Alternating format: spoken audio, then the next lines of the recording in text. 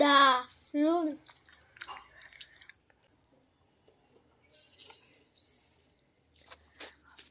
নমস্কার বন্ধুরা, ভিলেজপুর ইউনিক কিচেনে আপনাদের স্বাগত। তো আজকে নতুন আলু দিয়ে মাংসের ঝোল রান্না করে দেখাবো, দেশি মুরগির ঝোল। সঙ্গে থাকুন আর পুরো ভিডিওটা দেখতে থাকুন।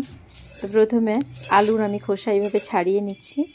নতুন আলু বুঝতেই পাচ্ছেন, খোসা ভীষণ পাতলা। তো খোসাগুলো এরকম বটিতে ঘষে ঘষে আমি তুলে নেব।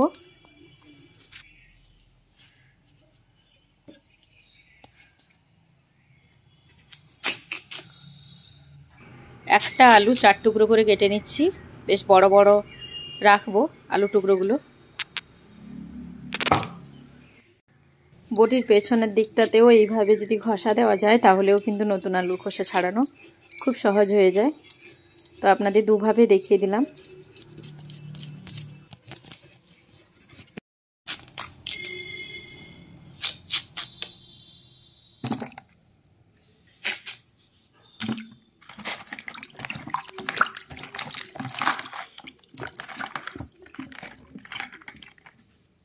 একটা লেবু নিয়েছি, গাছের লেবু, ছোট সাইজের একটু। তো লেবুর রস দিয়ে দিলাম মাংসের মধ্যে। মাংসটাও ধুয়ে পরিষ্কার করে নিয়েছি প্রথমে। তো এবার লেবুর রস দিয়ে দিলাম লবণ। মাংসটা ভালো করে মাখিয়ে নেব। এবার আমি দিয়ে দেব হলুদ গুঁড়ো। আমি কিন্তু আজকে কোনো লঙ্কার গুঁড়ো ব্যবহার করব না, বাড়িতে তৈরি লঙ্কার গুঁড়ো দিয়েই রান্নাটা করে দেখাবো। তো দিয়ে দিলাম তেল।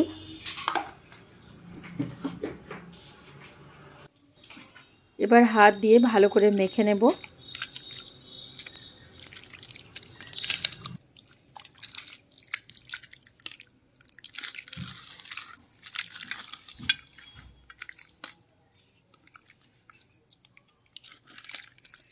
এদিকে রান্নার জন্য মশলাগুলো রেডি করে রেখেছি, মশলাগুলো বেটে নেব। এবার ছেলের গান চলছে ওদিকে।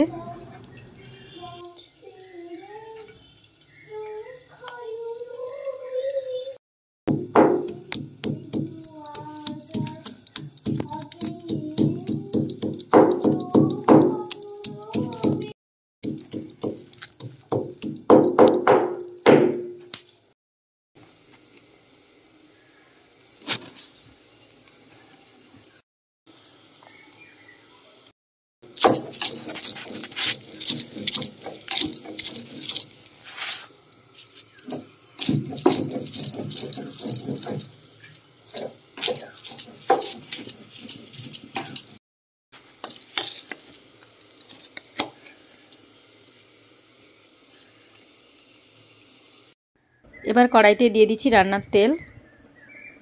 রান্নাতে যে যা তেল পছন্দ করেন খেতে ওটাই দেবেন। তো দিয়ে দিলাম অল্প পরিমাণে চিনি। চিনিটা নাও দিতে পারেন, শুধু রং ভালো হওয়ার জন্য দিয়েছি। তো এই দেখুন, এইভাবে চিনিটা উপরের দিকে উঠে পড়লেই দিয়ে দিলাম লবঙ্গ, এলাচ, দারচিনি আর একটি তেজপাতা কেটে দিয়েছি। এবার দিয়ে দিলাম পেঁয়াজ কুচি, দিয়ে দিয়েছি চেরা কাঁচা লঙ্কা, 3-4টে পাকা লঙ্কাও আছে, এগুলো গাছেরই। তো ভালো করে লাল লাল করে বেশ ভেজে নিলাম। এই যে দেখুন, পেঁয়াজ খুব সুন্দর মজে গেছে। এবার আমি দিয়ে দিলাম রসুন বাটা।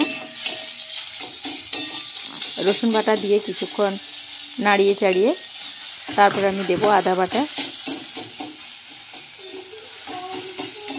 এই সময় কিন্তু আঁচটা একদম লো আছে। এবার দিয়ে দিলাম আমি আদা বাটা। মশলা কষানোর সময় একটা জিনিস খেয়াল রাখবেন, আঁচটা যেন একদম হালকা থাকে। হালকা আঁচে মশলা কষালে রান্নার স্বাদ দ্বিগুণ হয়। আর তেল তো দেখেছেন আমি খুব অল্প পরিমাণেই দিয়েছি, কারণ এটা দেশি মুরগি। দেশি মুরগির মাংস এমনিতেই রান্নার পরে অনেকটা তেল ভেসে উঠবে। বেশ বড় সাইজের মুরগি। তো এবার দিয়ে দিলাম টমেটো টুকরো, ভালো করে কষিয়ে নিচ্ছি। এবার দিয়ে দিচ্ছি লবণ। লবণটা দেওয়ার কারণ হচ্ছে টমেটোটা খুব তাড়াতাড়ি গলে যাবে তাই। এবার দিয়ে দিলাম হলুদ গুঁড়ো,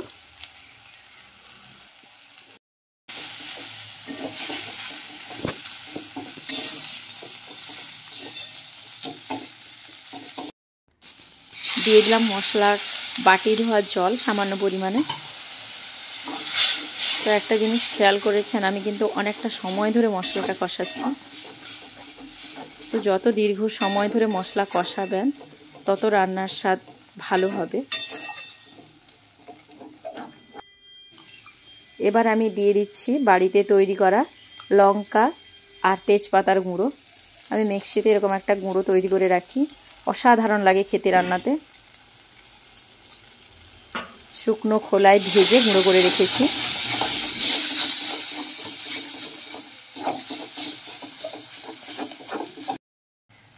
মশলা কষানো হয়ে গেছে, মশলা থেকে তেল ছেড়ে গেছে। এই সময় আমি দিয়ে দিলাম ম্যারিনেট করা চিকেন। তো চিকেনটা প্রায় 15 মিনিট ম্যারিনেট করা ছিল। প্রথমে চিকেনটা ম্যারিনেট করে রেখে তারপর সমস্ত কাজগুলো করেছি আমি।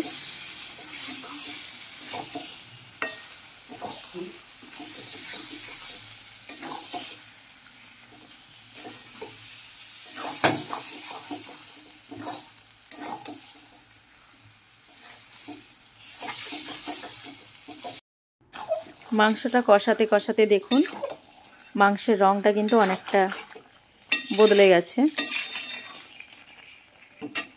তো ঢাকা চাপা দিয়ে ধীরে ধীরে আমি মাংসটা কষিয়ে নিচ্ছি। এবার আমি দিয়ে দিলাম আলুর টুকরোগুলো, আবারও ভালো করে নাড়িয়ে চাড়িয়ে ঢাকা দিয়ে দেব। এইভাবে হালকা আঁচে বেশ কিছুক্ষণ কষাবো।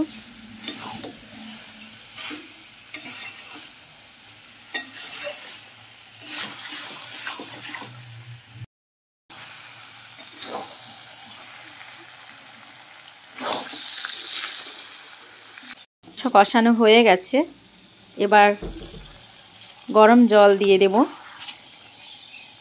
হালকা গরম জল দিয়ে দিচ্ছি। যে কোনো ঝোল রান্না করলে একটু গরম জল করে দিয়ে দেখবেন, ওর স্বাদ একটু ভিন্ন ধরনের হয় অবশ্যই। তো গরম জল দিয়ে ভালো করে নাড়াচাড়া করে দিচ্ছি। এবার আমি ঢাকা চাপা দিয়ে মাংস ফুটিয়ে নেব। তো লবণ পরিমাণ মতো দেওয়া আছে বন্ধুরা, আর দিতে লাগলো না। লবণটা অবশ্যই চেক করে দেবেন।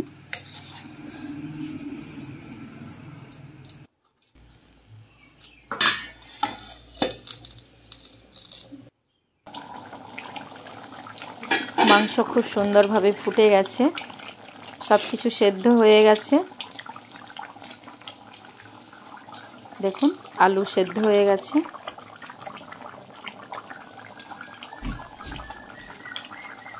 তো রান্নাটা আমার কিন্তু হয়ে গেছে। এবার আমি নামিয়ে পরিবেশন করব।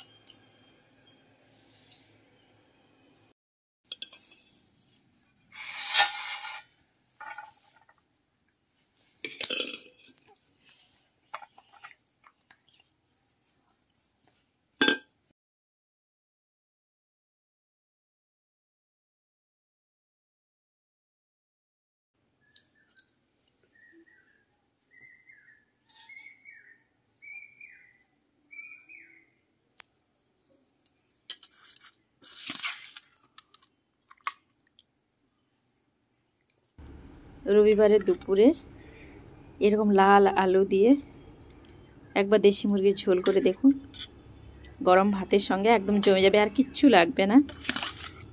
তো বন্ধুরা, দেখা হচ্ছে নেক্সট ভিডিওতে। আপনারা সবাই খুব ভালো থাকুন, সাবধানে থাকুন, সুস্থ থাকুন, আর এইভাবে আমার চ্যানেলের পাশে থাকুন। তো যদি ভালো লাগে ভিডিওটা বন্ধুদের মধ্যে শেয়ার করে দিন, লাইক করুন আর কমেন্ট করুন। দেখা হচ্ছে নেক্সট ভিডিওতে।